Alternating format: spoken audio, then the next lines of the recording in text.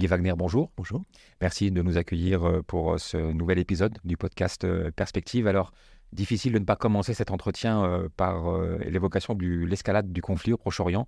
Dans un contexte macroéconomique déjà chancelant, quel impact cela risque-t-il d'avoir ? Ouais, je pense qu'on peut certainement dire qu'il va augmenter les incertitudes, l'aversion au risque un peu des investisseurs.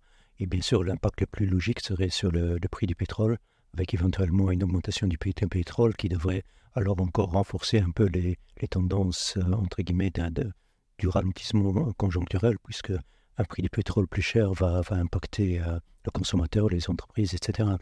Alors, comme vous le faites pourtant remarquer dans la dernière publication, Perspective, bien que le ralentissement de la conjoncture mondiale se poursuit, des poches de résilience persistent, empêchant l'avènement d'une récession. Quelles sont ces poches de résistance ? En termes de région, c'est essentiellement l'économie américaine. Et à l'intérieur de l'économie américaine, c'est comme toujours beaucoup le consommateur qui, pour l'instant, effectivement, les dépenses de consommation aux États-Unis restent relativement bien soutenues.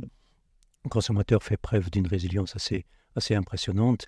On peut dire raison, une raison qui est souvent évoquée, c'est justement que lors de la pandémie, lors de la fermeture des économies, les gens continuaient à recevoir leurs revenus, mais de l'autre côté, ils ne pouvaient pas dépenser. Et donc, une fois qu'on a réouvert les économies, d'autant plus, il y avait un certain effet que tout le monde voulait profiter de la vie, donc que cet élément-là, donc cette épargne qui s'est accumulée pendant cette période-là, maintenant est en train d'être dépensée et que ça continue à soutenir notamment le secteur des services, donc les restaurants, les voyages, etc.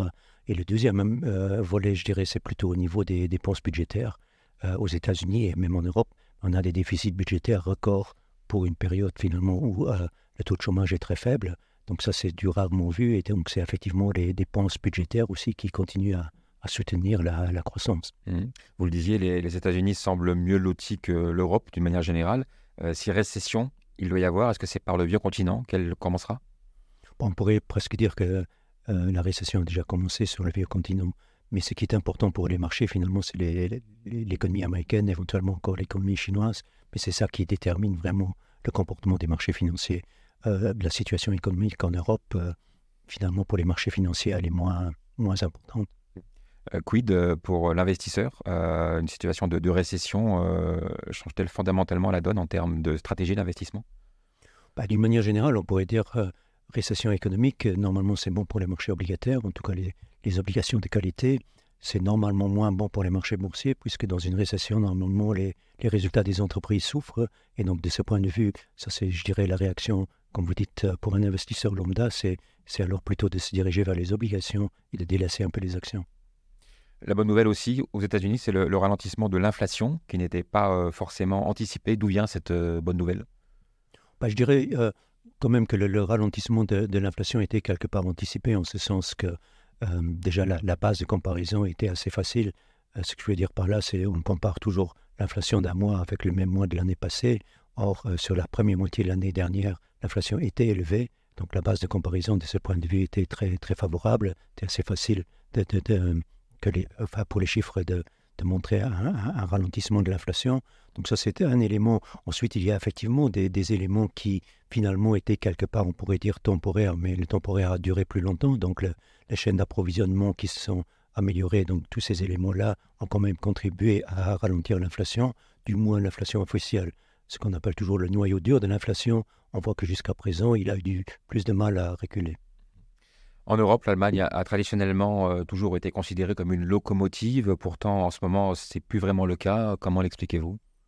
Je dirais que le modèle allemand est fondamentalement remis en question. Donc le modèle allemand déjà reposait quand même sur un coût de l'énergie assez faible, ce qui est quand même aujourd'hui un peu remis en question. Et ensuite, c'était surtout sur les exportations et de plus en plus aussi vers les exportations vers la Chine.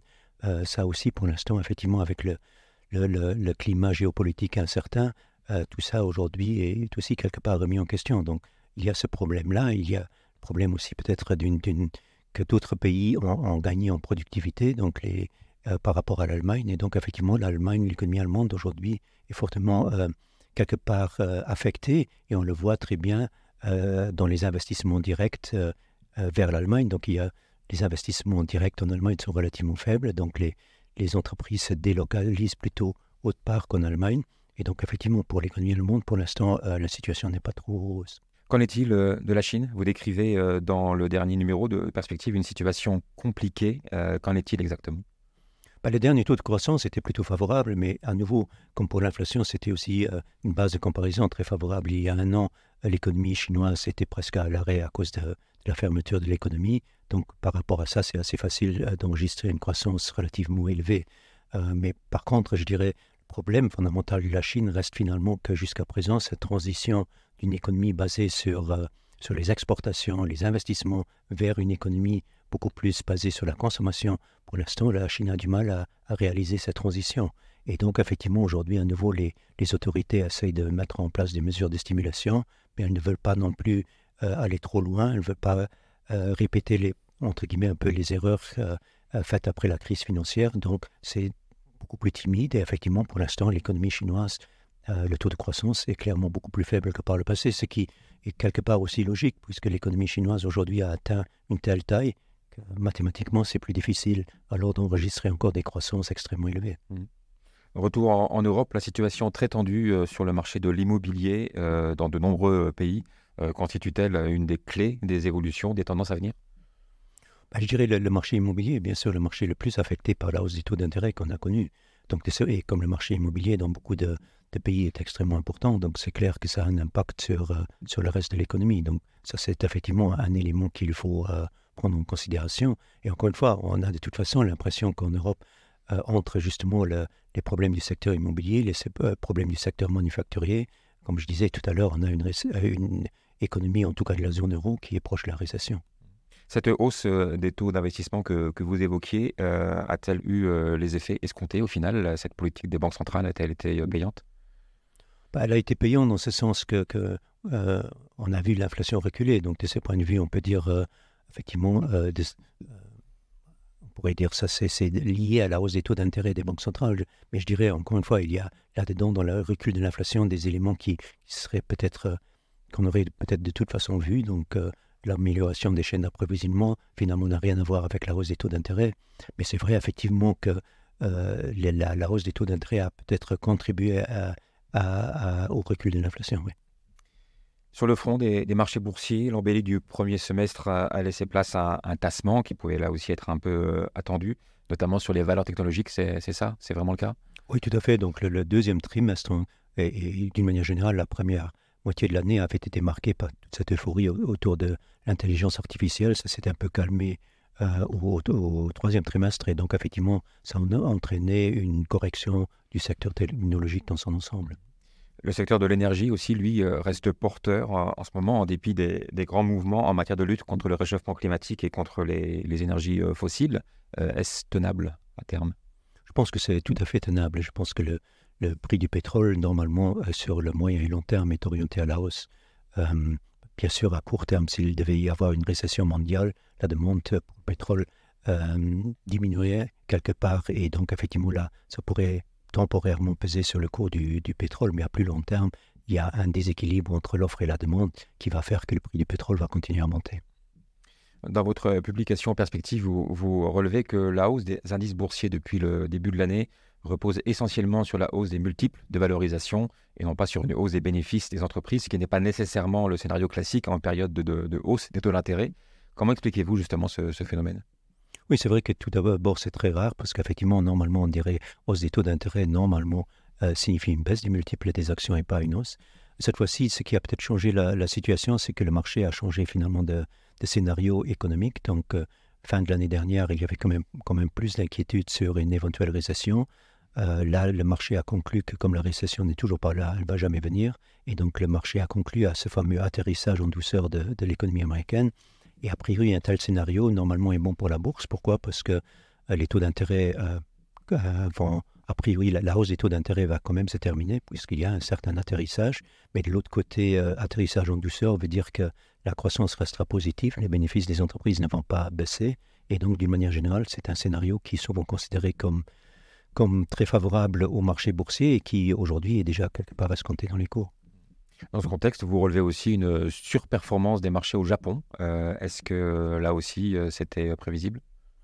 Oui, je dirais, on en a souvent parlé, en ce sens que le marché japonais est un marché qu'on aime beaucoup sur le moyen et long terme, parce qu'effectivement, l'argument en faveur du Japon, finalement, c'est un argument qui est lié à la gouvernance des entreprises japonaises. Donc, les entreprises japonaises qui, par le passé, n'accordaient pas vraiment une grande priorité à leurs actionnaires, voire même à la rentabilité. Ce qu'elles voulaient surtout, c'était augmenter leur part de marché à n'importe quel prix. Et donc, pendant des décennies, finalement, les marges bénéficiaires des sociétés japonaises, la rentabilité sur capitaux employés n'était pas particulièrement élevée. Or, depuis une dizaine d'années, ça change. Et on peut le voir très clairement dans l'évolution, par exemple, des marges bénéficiaires, du rendement sur fonds propres, etc. Et ça, c'est, je dirais, l'argument en faveur du marché japonais. Donc, c'est vraiment un argument lié à la gouvernance d'entreprise. Ce n'est pas un argument lié à la croissance économique. Est-ce là justement une belle opportunité d'investissement ou est-ce que c'est déjà presque un peu trop tard? Non, je pense que ça reste une belle opportunité d'investissement. Maintenant, il faut à nouveau, un peu comme pour le pétrole, il faut dire que si on devait aller vers une récession mondiale, le marché japonais, ou en tout cas les bénéfices de pas mal d'entreprises japonaises, sont quand même liés à la conjoncture mondiale. Donc, si celle-là devait se détériorer de manière importante, ça pourrait peut-être temporairement freiner l'appréciation du marché japonais. Mais à moyen et long terme, je pense que reste un marché très attrayant. Alors je sais que vous n'avez pas de boule de cristal, mais globalement, à quoi faut-il s'attendre pour la fin de cette année 2023?